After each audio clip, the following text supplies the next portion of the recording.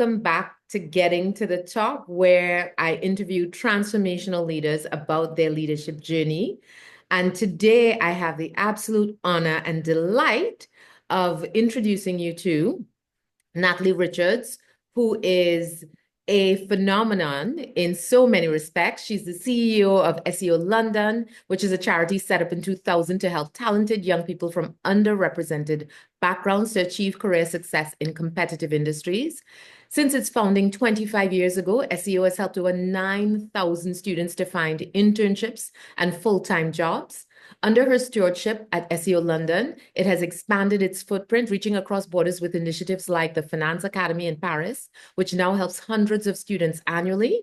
She was recognized as Rising CEO of the Year by Third Sector Business Awards in 2024. But before joining SEO London, and we're going to talk about this fabulous journey of hers, Nathalie had amassed 2 decades of experience across the charity, education, and consulting sectors. She's also the founder of the Funded Team, a leading social enterprise that helps charities and social enterprises to secure grant funding, and now proudly sits on the board as chair. She's also been a trustee on the board of Virgin Unite, a charity of the Branson family and the Virgin Group since May 2017. Born to Caribbean parents, St. Kitts and Guyana, and raised in East London, Nathalie's upbringing fueled her commitment to breaking down barriers and fostering a fair and equitable society. She proudly embraces her Caribbean roots and is passionate about creating business and education opportunities in the region. Welcome, Nathalie. Oh, thank you so much, Racquel. It's a delight to be here. It's wonderful to be talking to you today. Fantastic. And one of the things, Nathalie just exudes light and passion and action and activism. And so I think within 3 seconds of meeting her, I said, we have to get a chance to talk to her and to learn about this incredible journey. So we'll start where we always start at the very beginning. What did you think you were going to do? When you first had an inclination about a career, what did you think you wanted to do? Oh, well, really good question to start with. And the simple reality is, I wasn't sure. I had real confusion because in the area I grew up in East London, um, I grew up in a relatively modest background. So I didn't know anybody who had a fancy corporate career or who worked internationally. And I had a curiosity. I knew I wanted to do more than stay in the area Ilford. For those of you who are familiar with the geographics of London in the UK, and so it was, as I said, a relatively modest upbringing. But I knew I wanted to do more. I knew I wanted to travel. I knew I wanted to work in business, but didn't even really appreciate what that meant. I probably, if you had asked me at that stage, I would have said maybe be a teacher or something of like that. But it was predominantly because I wanted to dream big, but wasn't sure where that ambition and that drive could take me. Yeah, as I said, relatively humble beginnings. I've done a lot of mentoring over the years with young people, and what we say is what they see is what they'll be. I think I was probably the personification of that because there were points in my journey where I just couldn't see myself in one of these big roles. I didn't know what they were about. And also growing up in the 80s in London, a lot of my teachers didn't have that faith in me where they pushed me or they believed that, I could leave the area I grew up in and do big things in corporate life or in the third sector, which is where I've ended up more recently. So I guess my ambitions were somewhat limited when I was young. That's such an important point, right? Because there's so many young people who haven't figured out and have maybe even started their careers and haven't figured out what it is that they want to do. And they feel like that is somehow a failing. And I find that many of the successful people that we know now had beginnings where they didn't know what they wanted to do and still were able to achieve massive success. And what you said about what they see is what they'll be is such an incredible thing because People underestimate how important it is for young people to have exposure or to be able to just expand their horizons to understand what is even possible for them. And you would have seen, had limited exposure to what could be possible in business. And therefore, you're like, well, I don't know, but I want to do something, and had this burning desire inside. So when did it start to formulate into something where you decided what you were going to study? Yeah, so and also what I wanted to be, right? So I was very fortunate that my mum walked past a notice board, and it had a flyer on it, and it said, if you're a young person from an ethnic minority background and you want to go into the corporate world or business, contact us. We have a training program. And that was an organization called the Windsor Fellowship, Windsor being the House of Windsor or the royal family. So the then Prince Charles was our patron. And essentially, it was an organization designed to open the eyes of those from ethnic minority and predominantly low income backgrounds to the world of business and demystify these career paths so that we had an understanding of what careers were open to us, and also importantly an understanding of how to get there. So that really changed my life and changed that trajectory. I did 2 summer internships at the Bank of England during my studies. I studied law and economics at Leicester University. And that was the point at which I started to really believe in myself and believe that I could do something exciting and dynamic with my career and have a rough direction of travel. I always say, you're never entirely sure where you're headed, right? Even now with the experience that I have and the 2 decades long track record, as you mentioned earlier, gosh, the boy does time fly. When I look into the future, I'm not exactly sure what path I will take, but that was the first point where I had a rough sense of the trajectory my life would have for me. So honestly, just going back to the point that you made earlier, we never make it on our own, right? When you always think about the points where we could have gone in a different direction, it's the advice somebody gave us or the support or that opportunity to explore something different, to get a foothold in an industry. It's always those things that really transform people's lives. And certainly I was given opportunities that allowed me to take my life in a completely different direction. I think that's beautiful. And the fact that it was just so by chance, right? Your mother's walking along and sees this poster. And I think it underscores what is meant for you is meant for you and only you. And you never have to worry about your opportunity going to somebody else because it will find you. But you also need to be ready and alert and open to be able to receive that opportunity that is searching for you. But I also like that, you're still not sure about what happens next, right? Because there's so much potential and possibility in you. And it's so ironic that you ended up doing the very thing that helped to give you a head up, in that you started with this organization that was supporting young people that otherwise wouldn't be exposed. And now you're doing something very, very similar.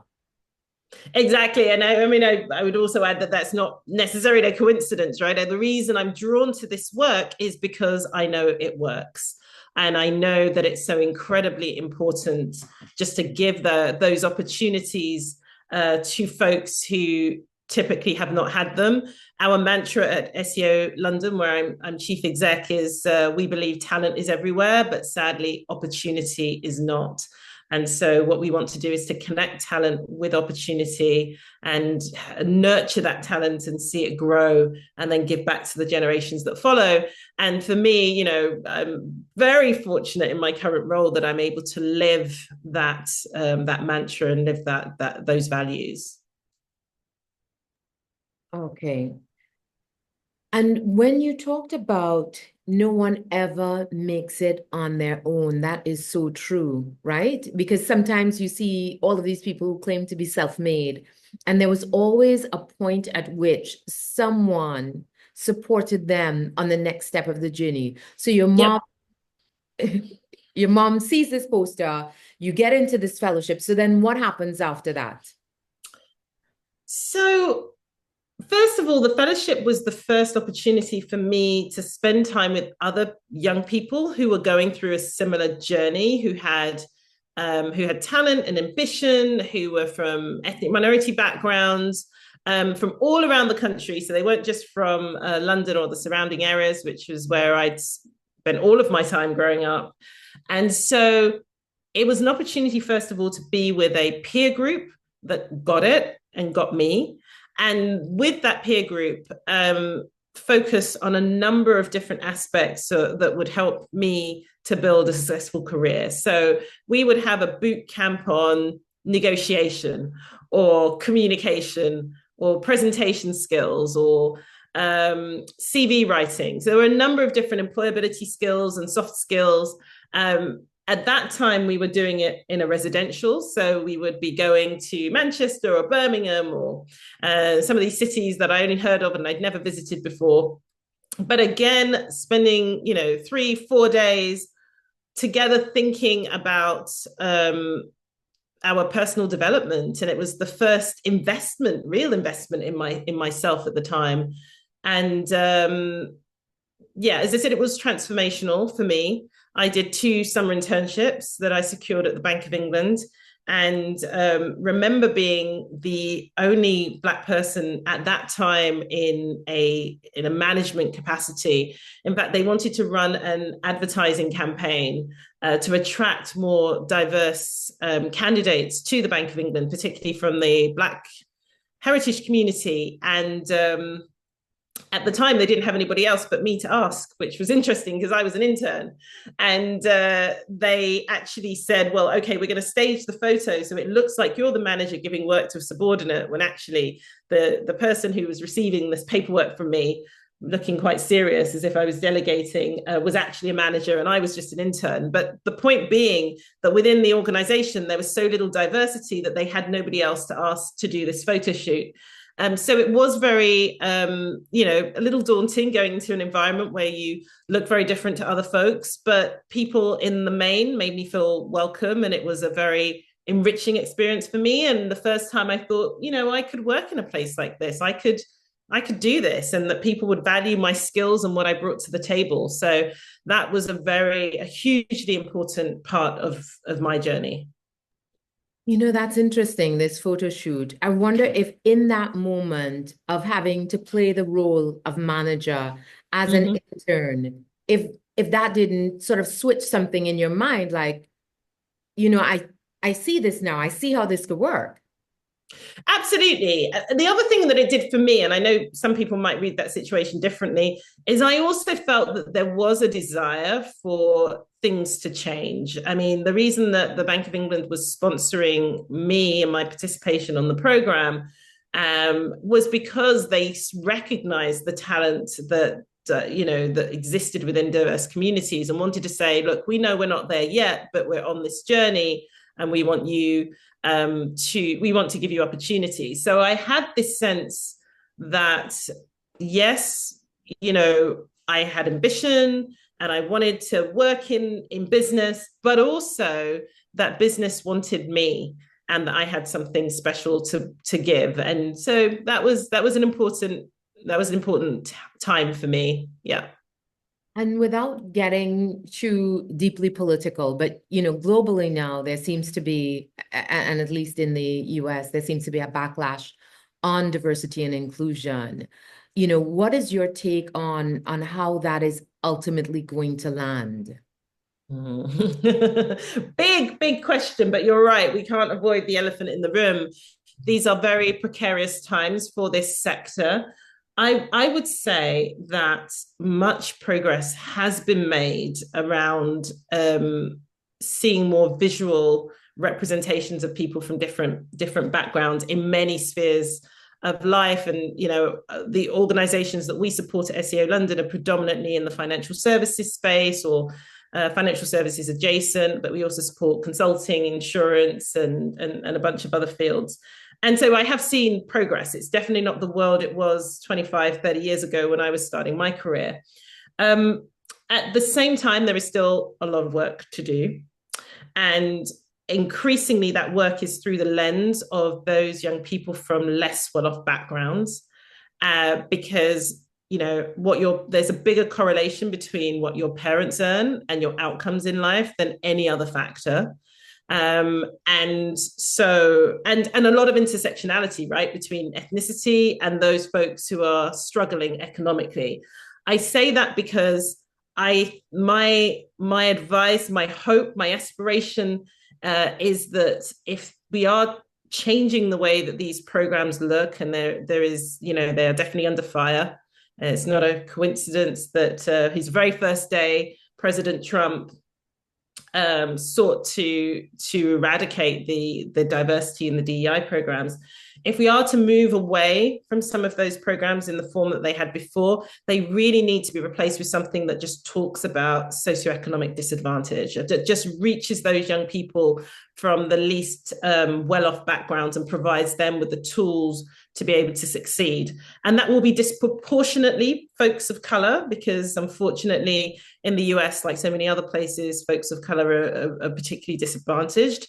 But it will also extend, be ethnicity agnostic. So anybody who comes from really disadvantaged circumstances can succeed. My hope is that that is what we move towards. But I think any eradication, I mean, if we just move away from this work completely and just assume that the world is an equal and equitable place, then two things will happen. Not only will there be talented young people who are unable to dream big and achieve those goals when they have huge amounts of talent, but importantly, the firms will miss out because they're not tapping into that talent, and they need that talent to propel their businesses forward. And we understand the business case for diversity, which is very well articulated. Diverse teams think more differently, bring more perspectives to the table. We need that, those insights, that innovation for these companies to be successful and profitable into the future.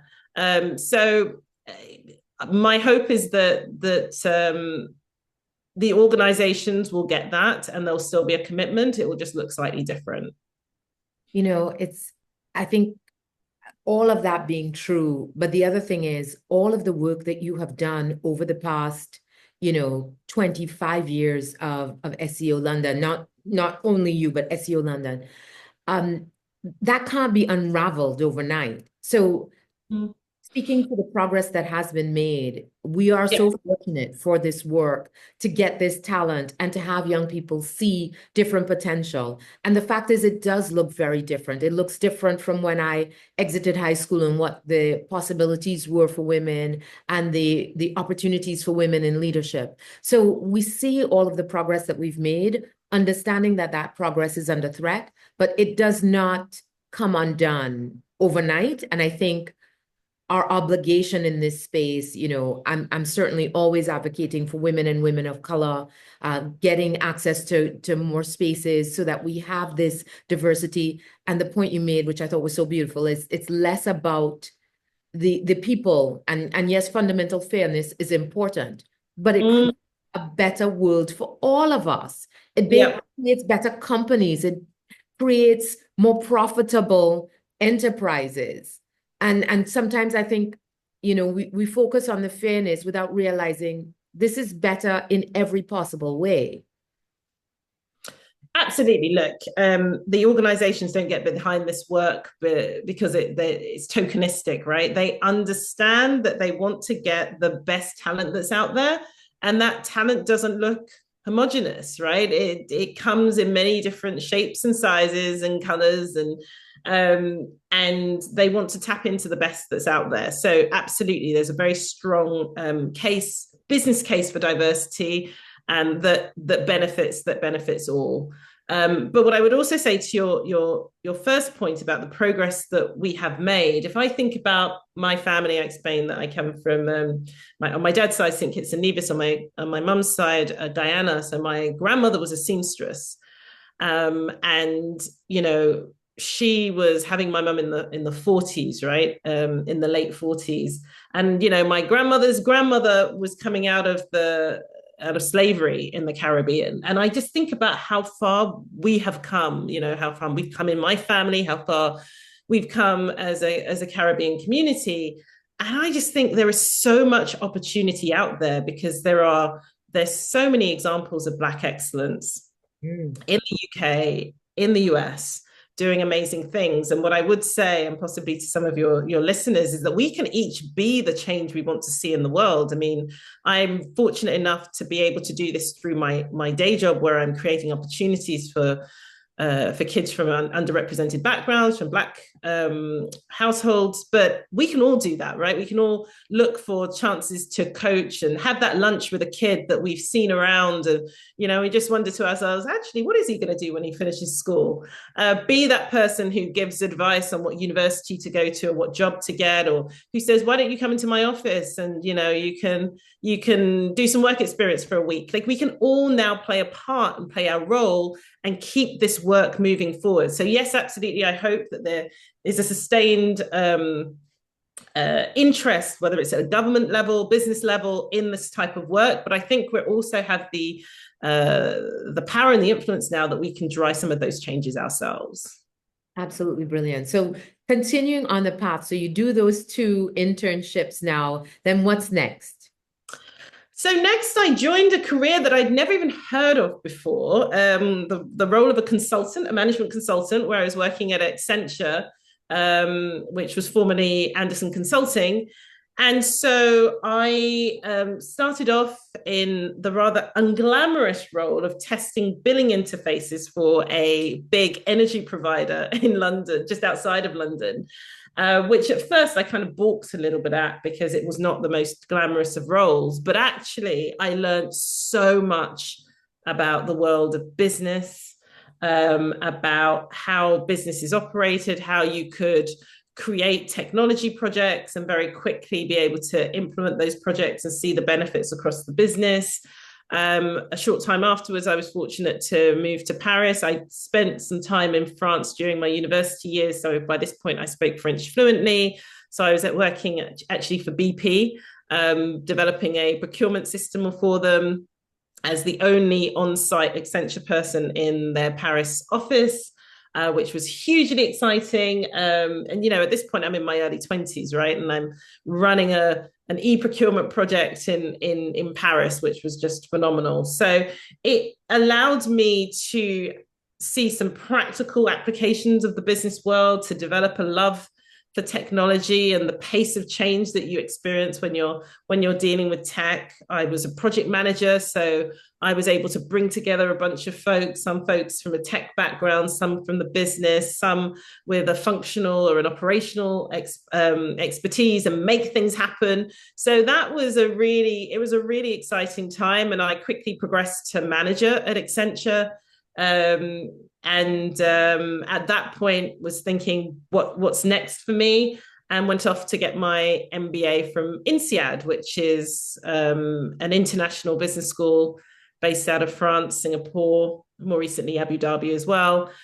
So I studied on both campuses, and again, just a really pivotal moment in my life to be part of such a prestigious school. It's right up there with Harvard Business School and Wharton and London Business School, etc.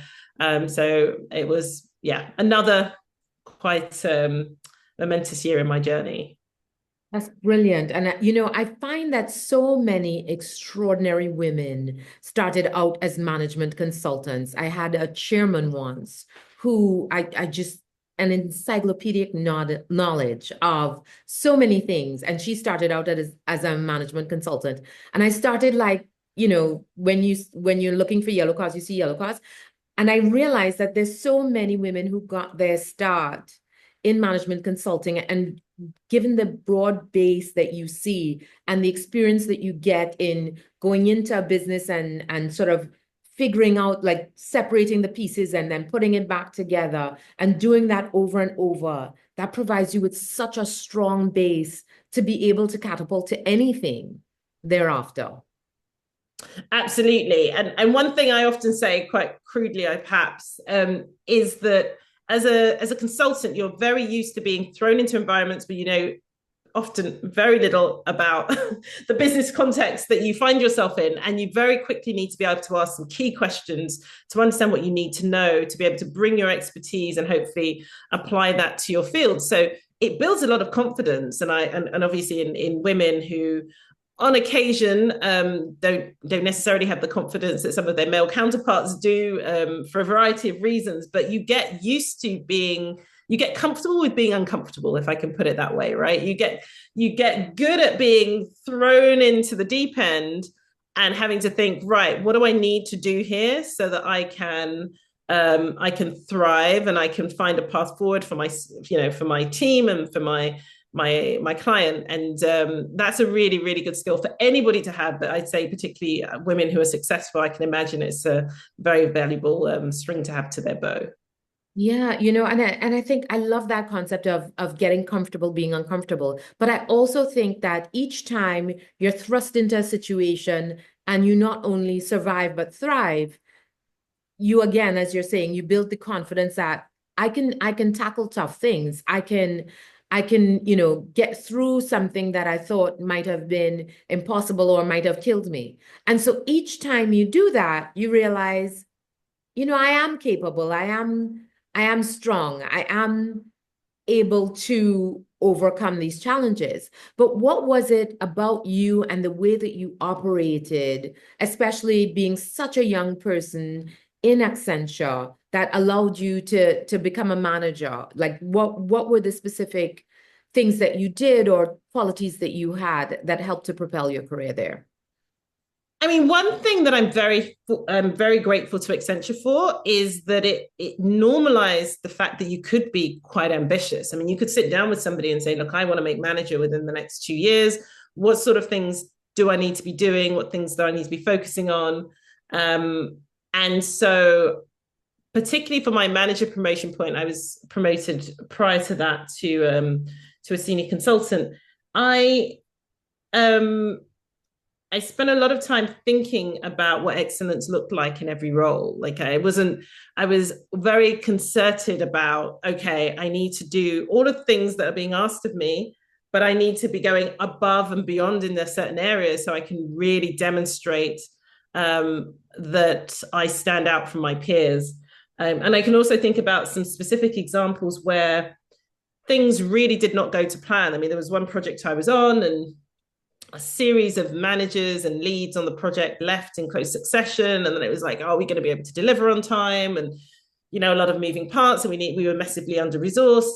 But there's that expression, isn't there, which is don't let a good crisis go to waste. Because if you can be the strong and steady hand at that time when bullets are flying everywhere and you're trying to figure out how just to keep things going, then you get so much recognition for that. So if you can be calm when things are seemingly not going as planned, then it builds your skill set and your experience, as you quite rightly said earlier, builds your confidence, but also it impresses others. And you should be okay about, you don't want to boast, but you do want to showcase what you've done. And so that definitely helped me with that promotion point to manager at Accenture.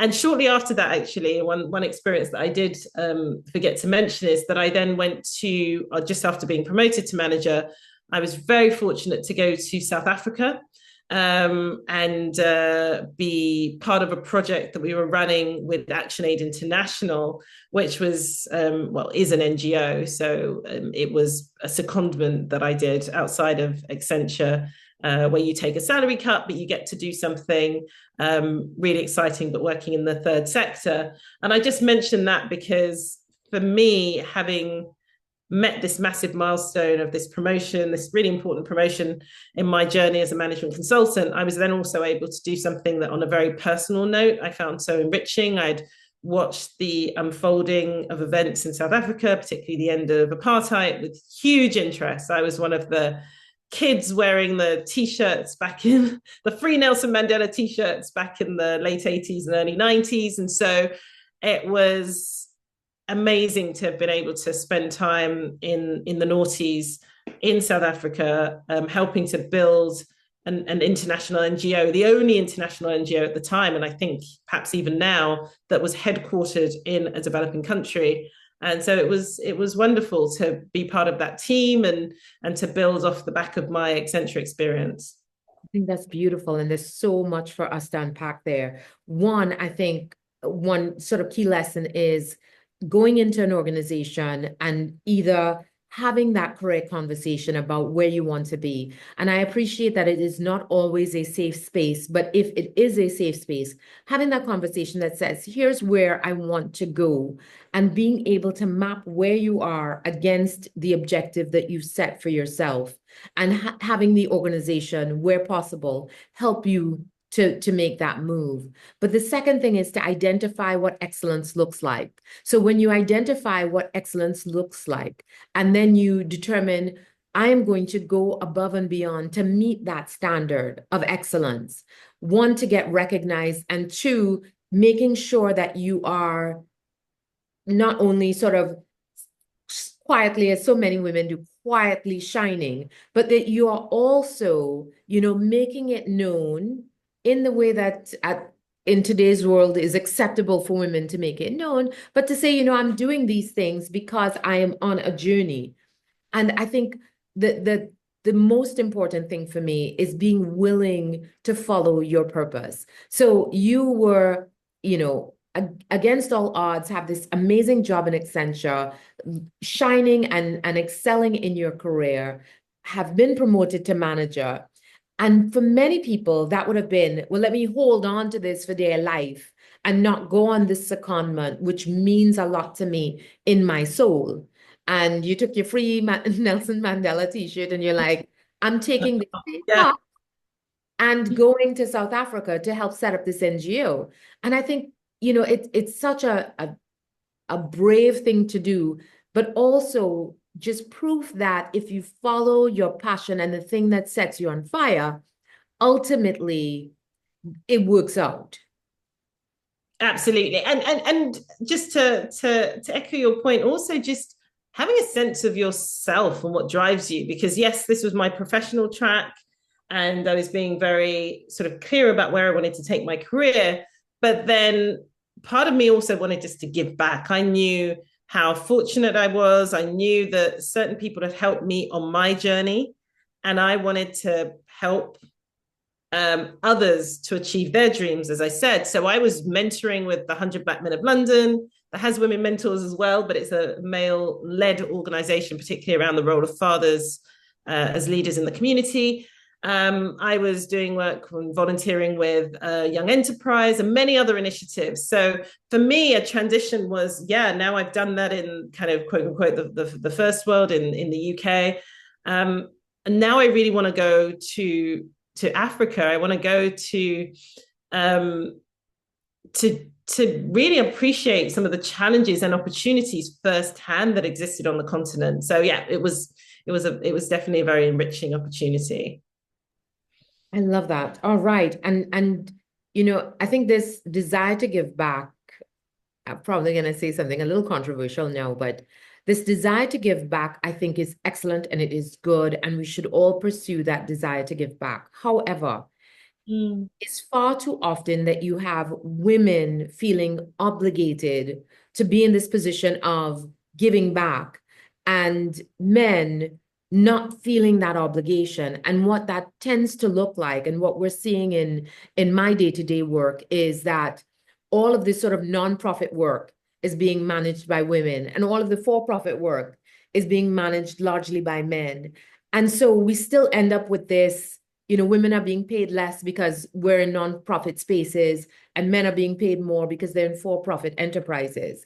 And I think that it is good to follow that desire to give back, but I also think that women should not necessarily feel overly obligated against their male counterparts to this notion of give back, because we need diversity in all spaces. We need diversity in for-profit, and we need diversity in not for-profit. We need diversity in giving back, and we need to create those spaces to say it's okay if you want to give back. Absolutely, you should, but you should not feel that because you're a woman that you are obligated to do that. So yes, I agree and somewhat disagree with you at the same time. I don't think it's controversial. I think the point that you make is an excellent one. It's often the women who are stepping up. I don't think it's so much the women, also myself, that needs to think, oh, we don't have to step up because we're women. I want to see the men do their share. I think that is the message. We want the, interestingly, when I was at the 100 Bet Men of London, and it's an organization that took its name from, I believe, the 100 Black Men of Washington, I believe, I can't remember, or Atlanta. It started off with a chapter in the US. It had a few chapters in the US, then it came to London and Birmingham as well. And so when I joined the organization, again, appreciating the role of men to be at the forefront of driving change in the community, to your point, which I embrace entirely, I said, oh, so, something, something, something, the 100 Men. And they said, we don't have 100 men. I said, well, the name is 100 Men. And they said, yeah, well, that's the name of the brand. I said, well, how many men do you have? And they said, oh, hopefully we'll get to 20 soon. I said, 20? No. 20 men. I said, we live in London. I mean, London, there's even then there was a population of at least about 7 million. And, I would say the Black population was a good 10, 50, somewhere between 10 and 15% of that. But, what do you mean? And they said, well, men don't sign up. I said, oh, that's ridiculous. Leave it to me. I'm going to go speak to my friends. I mean, I knew more Black men than seemingly they had in the organization, right? And not one of them signed up. It's really, really hard sometimes to get guys to step up and be the change, as I was saying earlier, in their communities. Now, there's different ways of doing that. You could do that because your role is the role of somebody who's prominent in the third sector, as you were saying. So it's not quite as female. We have more men there doing great work. And certainly there are many, but there need to be more. Yeah. But equally, it can be as a volunteer. Yeah. It can be, running, the Sunday school for the kids at your church. It could be all sorts of things, but all too often we're just not seeing people step up now. I mean, some people say, well, when I get further into my career or when my kids are grown or when I say the time is now, we all have to get involved now. If you all did something now, we could move mountains. So yes, I definitely embrace your point that it's very, there's a lot of females, but I think what we need to do is see the men step up. Definitely, definitely. All right. So then how do you move from there to your current role? Tell us how that worked. Yeah, so as I said, I was at INSEAD, so the International Business School. I was actually there in the year 2008, and I did my internship at Lehman Brothers. So I think we know how that ended with the collapse of the bank and having taken the global financial markets with it. So I probably have a bit of trivia. The last signed contract for employment from Lehman Brothers, which I got just a day or two before it collapsed. So then I went back to consulting because that was what I knew and where I'd had my experience. I ended up at Apple in their e-commerce team, where I was opening Apple online stores in new geographies across EMEA. So Russia was the main geography we worked on. Obviously a vast market, and we were opening the online Apple store. So folks could buy products directly from Apple in Russia and Eastern Europe as well. And then I just had this point where I thought, okay, by this point I had just over 10 years of professional experience. What is it I really want to do with my life? What really makes me tick? And also I wanted to experiment with being an entrepreneur. A lot of us have the entrepreneurial bug. Now I'd been successful in business. I wanted to see if I could build a business myself. So I started, I left Apple. I started an organization called Educate. And we had two products, one which was a mental health and wellbeing tool for schools to get a read on how students were doing before issues escalated and make sure they could get involved with giving them the right interventions and support and tracking the progress of the kids, benchmarking them against their peers. So we built that platform. And then the second product, which is this grant writing service for charities and social enterprises. And that product continues to prevail today and is really going from strength to strength. So we focus all of our attentions on that. And I loved being an entrepreneur. I mean, I would still count myself as an entrepreneur today. So I love being an entrepreneur. I love being able to come up with ideas and make those ideas a reality. It feels sometimes a bit like being a magician, right? Because you can make something out of nothing, and then that you can employ people and change their lives in order to come together with your vision to build something really important for the world is amazing. So I did that for just under 10 years and grew Educate and the funded team to a team of just over 20 folks, and felt that I'd taken it as far as I could and took a board role to see if, who could bring it on and maybe take it to the next level, allowing me to pursue other ideas and for my career. And when I was looking, I was thinking, where am I going to find a role which taps into all the different facets of me, right? Because I'm very entrepreneurial and quite bold at times. I mean, in a way that might seem crazy at times, you're at Apple and you quit and you think, yeah, I'm going to go off and build a business. Or as you said, you're at Accenture and things are going well. And you're like, yeah, I was like, yeah, I want to go on and work in a developing country. So there've been points in my career where I've just, my instincts have led me in terms of the decisions I'm making. And this was another point where I just felt that what could I do that would be fun, entrepreneurial, innovative, allow me to drive and build a team, tapping in ideally to my corporate experience and the fact that I had worked in a number of different corporate settings through my role as a management consultant at Accenture, but then also on the other side that would appreciate that I have this social impact at heart in terms of the types of organizations that I want to work with and the changes that they're bringing about in the world. And then, as if by magic, this wonderful role of chief exec of SEO London was published in a WhatsApp group that I am part of. And it was actually a group of Black leaders. And one of the others said, hey, I used to do some stuff with this organization and they're looking for a chief exec. And I remember actually looking at the role and thinking, oh, that's a good role for somebody. I mean, I'm not quite ready to be chief exec of what was a much bigger organization. I mean, we have a headcount of about 70 now. So but even at that point, it was about 45. And I thought, oh, that's a bit too big for me. But let me read through the job description and maybe they're looking for somebody to report to the CEO. So I guess even I, at this stage in my career, still had a little bit of that imposter syndrome. And I read through the JD. And when I got to the bottom, I thought, hang on a second, I can do everything in this job description. So I went back through it again and I was like, I can do that. I've done that. Actually, I've got ideas about that. I can do this. I can do that. And I found myself thinking, I can do this role. So I applied. It was a lengthy process. 4 months later, I got my offer. The rest is history. It really is a role that at many points felt like it had been tailor-made for me because it played to my interests and my strengths and my personality and my own personal story. Going back to your first point about how it's come to pass that I'm doing something that also is so similar to the program that changed my life. So yes, that's how I came to be in my current role. You know what's interesting? When you were talking about, you were doing these crazy things where you leave Apple and you go off to start this enterprise and you left management of Accenture to do this secondment in the developing world.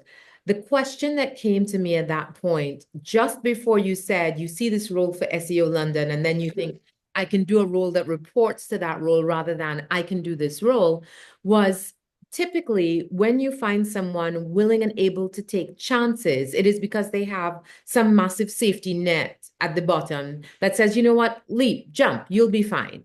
But you talked about, your humble beginnings. So what gave you the confidence that you could make these pivots and stops and changes and not sort of, fall and crash? Because I think a lot of people who are from humble beginnings are often so cautious because, failure isn't a temporary thing. Failure could be a huge setback for them because there's no one to catch them at the bottom.